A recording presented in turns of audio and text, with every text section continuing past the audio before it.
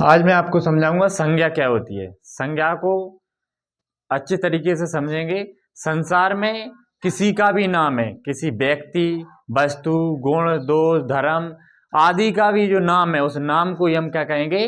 संज्ञा कहेंगे। परिभाषा यहाँ पे लिखी है, संज्ञा को नाम भी कहा जाता है, मतलब जो संज्ञा होती है उसको नाम भी कहा जाता है।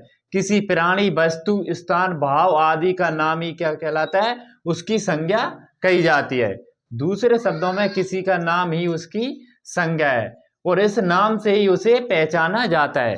संज्ञा को नाम से भी पहचाना जाता है। और संज्ञा दो प्रकार की होती है, एक व्युत्पत्ति के आधार पर होती है और एक अर्थ के आधार पर होती है। व्युत्पत्ति के आधार पर संज्ञा 3 प्रकार की होती है और अर्थ के आधार पर संज्ञा 5 प्रकार की होती है। व्युत्पत्ति के आधार पर नंबर 1 रूढ़ संज्ञा।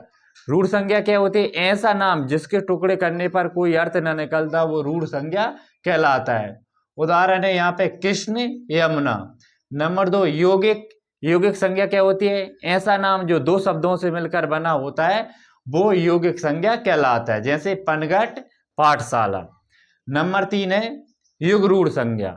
युगरूढ़ संज्ञा क्या होती है? ऐसा नाम जो 2 शब्दों से मिलकर तो बना होता है, लेकिन वो किसी खास अर्थ को बताता हो, तो वो युगरूढ़ संज्ञा कहलाता है। जैसे कि जलज, दशानन।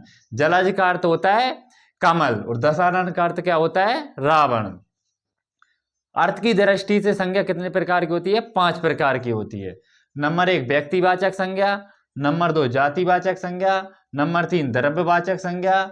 नंबर 4 समूहवाचक संज्ञा। नंबर 5 भाववाचक संज्ञा। व्यक्तिवाचक संज्ञा की परिभाषा को समझेंगे।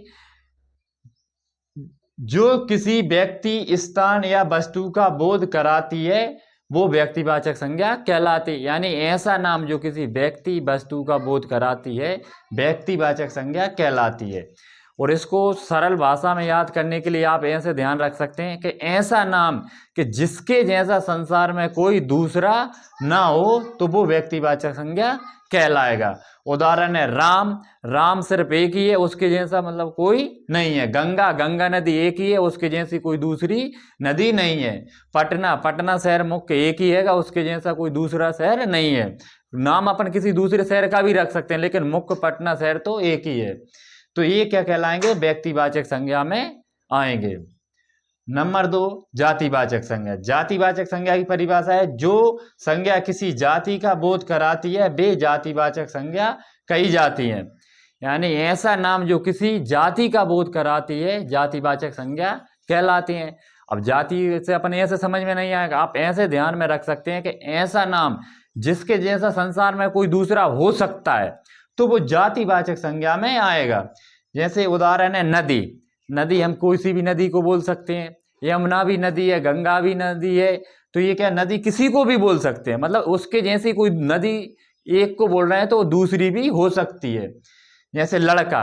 लड़का, राम को भी लड़का बोल सकते हैं, श्याम को भी लड़का बोल सकते हैं, गोपाल को भी लड़का बोल सकते हैं, मतलब किसी को भी। उस जैसे लड़का राम को बोल रहे हैं तो उसके जैसा दूसरा भी कोई लड़का हो सकता है। तो जो लड़का शब्द किस में आएगा? जातिवाचक संज्ञा में आएगा। जैसे पक्षी। मोर को भी पक्षी बोल सकते हैं, चिड़िया को भी पक्षी बोल सकते हैं, मतलब मोर को पक्षी बोल रहे हैं तो दूसरा भी पक्षी और को भी बोल सकते हैं। तो ये क्या है? जातिवाचक संज्ञा में आएगा। अगला है तीसरा समूहवाचक संज्ञा। समूहवाचक संज्ञा क्या होती है? जो संज्ञा शब्द किसी एक व्यक्ति के बारे में न बताकर समूह या समुदाय के बारे में बताते हैं, वो समूहवाचक संज्ञा कहलाते हैं। यानी ऐसा नाम जो किसी एक के बारे में नहीं बताता, वो किसी समूह या झुंड के बारे में बताता हो, तो वो समूहवाचक संज्ञा कहलाता है। यहाँ पे उदाहरण है टीम, वर्ग, सभा, परिवार, सेना, पुलिस आदि।